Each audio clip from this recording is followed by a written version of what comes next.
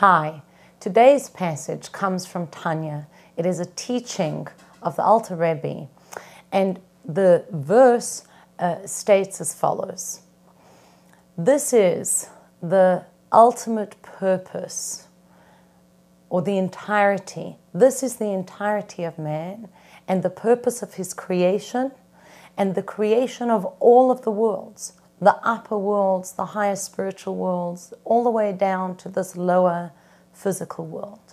And what is that purpose, the Alter Rebbe says? To make this world a dwelling place for God. So this is now, we're coming towards the end of the series. The Rebbe chose this verse to teach children. You have to understand that your work here, your whole purpose, and not only your purpose, but the purpose of this physical universe and of the spiritual worlds ad infinitum, is for one reason only. And that reason is that this lowest of worlds, the physical worlds, should become a home for God. Now, right off the bat, what that gives us is a sense of the importance of our mission in helping this be accomplished, and an understanding of how precious this world is to God. There are infinite worlds, spiritual dimensions, angels, heavenly beings, and no matter where they are and on what standing, God wants this lowest of physical worlds. So it gives us an appreciation for our placement in reality, our power and our purpose, and how valuable this world is to God. This teaching of the Alter Rebbe is reminiscent of a verse from King Solomon. He states as follows: ultimately, everything is known. Soif davar hakol nishma. What is known ultimately? Fear God and fulfill His commandments, for this is the entirety of a person. This is the ultimate purpose of a human being, is to fear God and to do the things that God wants us to do, to be in alignment with His desire, and to be in alignment with His mind, with His consciousness, to connect my thinking, my inner world, and my action with what God wants.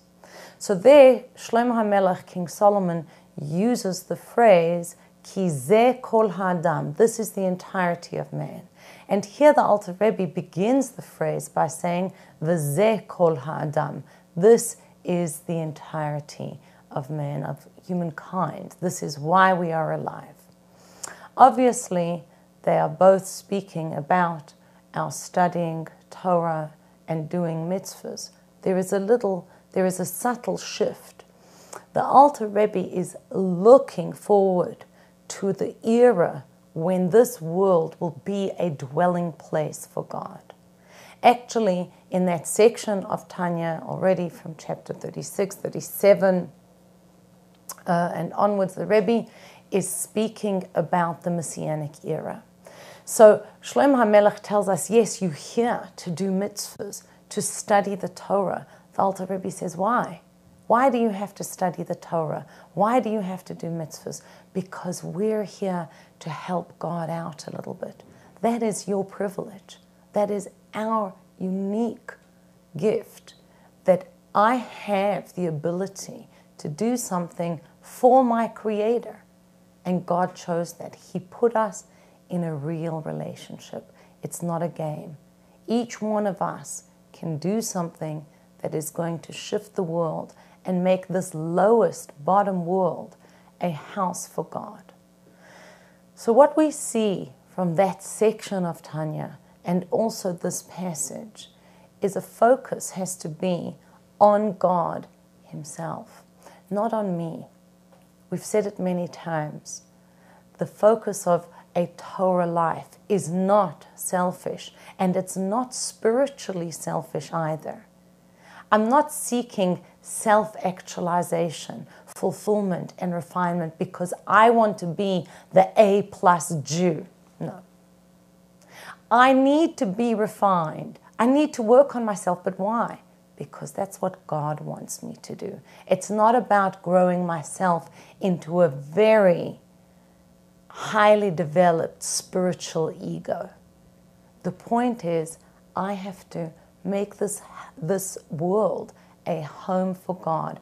How will God feel comfortable here? So let's look at that for 1 minute, because clearly the verse is telling us, be attached to the end.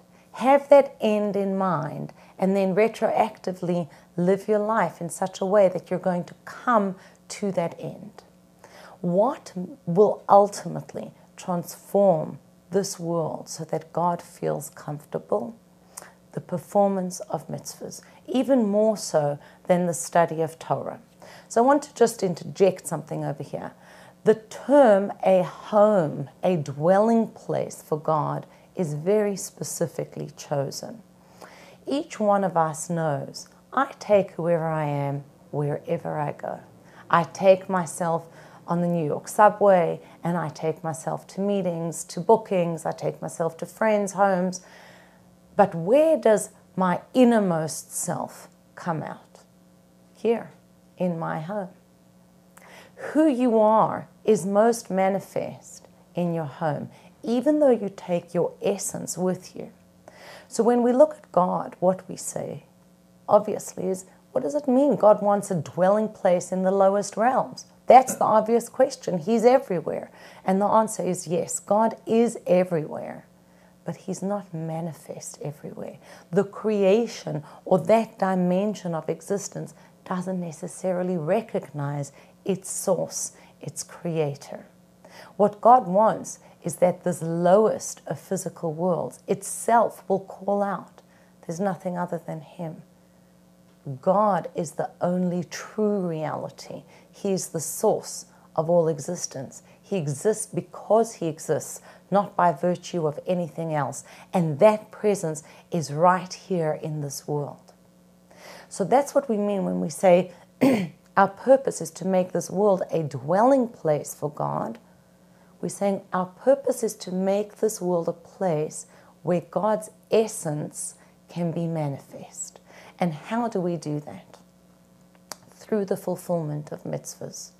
And we spoke earlier in this series about how important mitzvahs are. If you remember the verse, all of Israel have a share in the world to come, we spoke there about the importance of mitzvahs. I want to just share a visual image over here that can help us. Think of a candle. And this is something that the Alter Rebbe discusses in this section of the Tanya. An oil-lit candle with a wick in a glass container. That candle's burning. If you think about it, the oil and the flame are really the same entity, but in a different form. Yes, there is combustion, but what is being burned in that flame is the oil. It is transformed, elevated through this burning process, and it becomes light that illuminates an entire room. When we look at the physical world, we have to see it like that oil.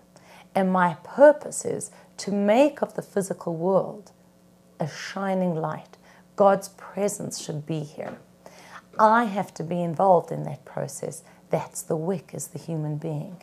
And this burning process is the combustion. That is the effort that I put in. So each one of us will have to come to the physical world and say, yeah, it's not enough cloistering myself up in a room and studying. Of course, that is essential. I have to study. I have to connect my mind with the mind of God, and I don't know how to act if I don't have knowledge. There's knowledge so that I can conduct myself appropriately, and there is knowledge just because this is how I know God, through studying the Torah. However, I have to help God out. My purpose is to make this world a dwelling place for God, and in that sense, I have to use the physical world, but use it on His terms. So I cook food and I serve it to guests, or I eat it with the intention that I am nurturing my body so that I will have a home, a temple for my soul, the basis for my work. I earn money and I give from that money to charity. I buy furniture for my home so that people will be comfortable, etc., etc. What's happening is I take the matter of the universe, whether it is an etrog for Sukkot, tefillin, Shabbat candles, anything that I'm using, if it's specifically for a mitzvah, is like oil, and the mitzvah then converts that matter of the universe into light. That's what we have to bear in mind. This world is the lowest of all worlds, but it is the focus of God's attention. This is where He's really at. Everything is about our life here, and each of us has the great privilege of being able to help Him. My ultimate purpose is not just mitzvahs and Torah in a vacuum, but mitzvahs and Torah so that I can transform reality and make God comfortable here in the lower realms.